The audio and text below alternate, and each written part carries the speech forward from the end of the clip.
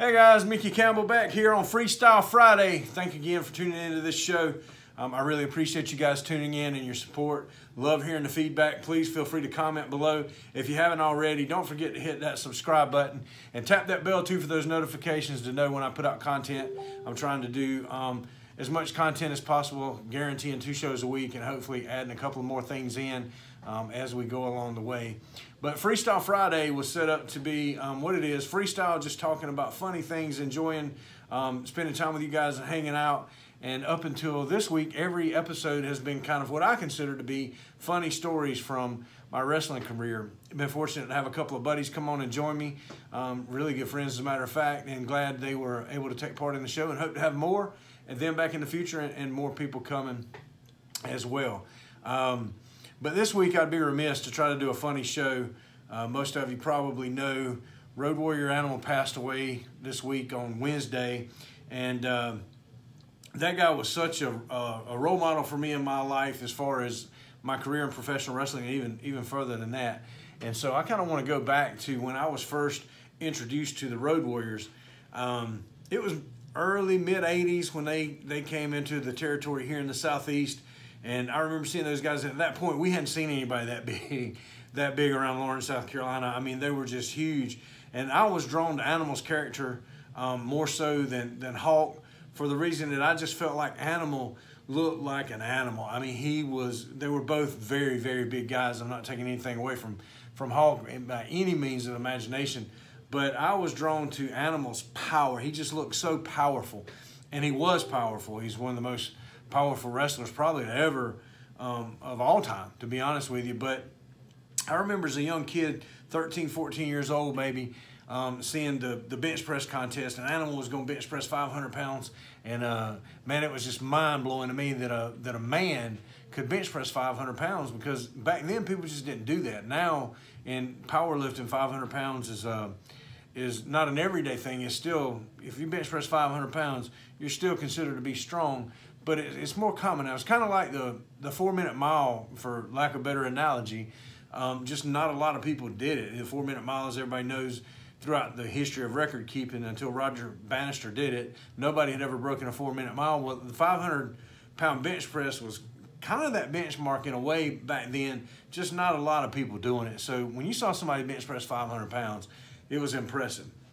And I remember telling my dad that I was going to do that one day. So that's where the 500-pound bench press dream for me was born.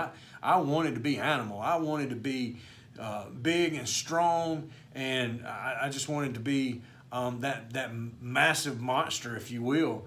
And so I had a major drive to be like Animal. And I remember, back then when that first hit of Iron Man would come on, I mean, everybody just exploded. They were like, the Road Warriors were just an amazing sight to see.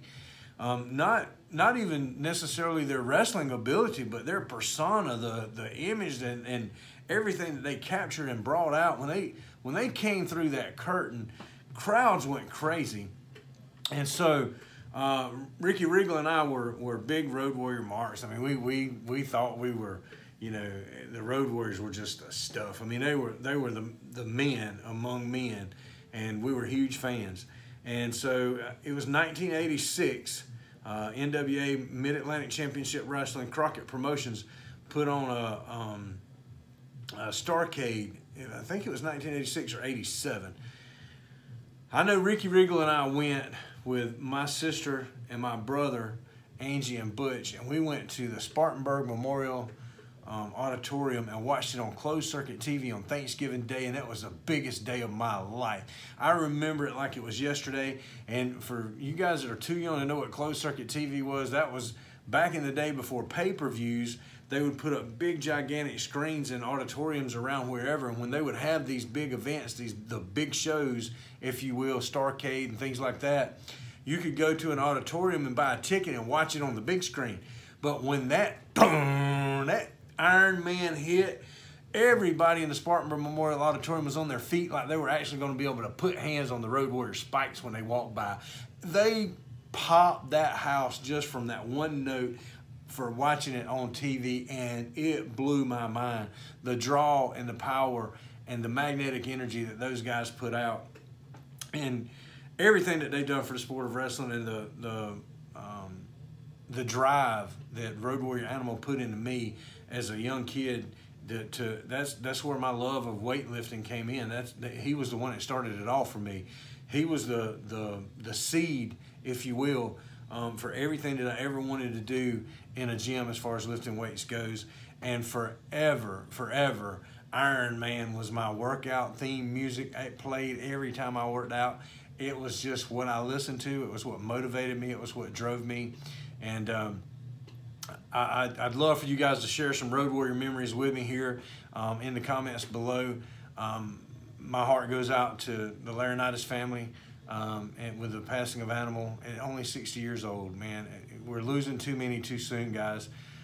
So I'd encourage you to love those you love. Stay in touch with the people that mean the most to you. Reach out to somebody that you hadn't talked to in a long time. There may be a friend that's going through something right now that you don't know about. And maybe just, hey, how you doing? Might be what they're looking for.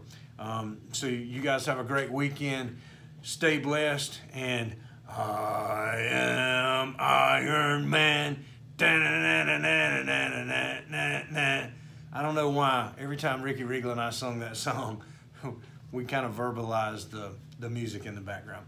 You guys have a great weekend. God bless. Rest in peace, Animal.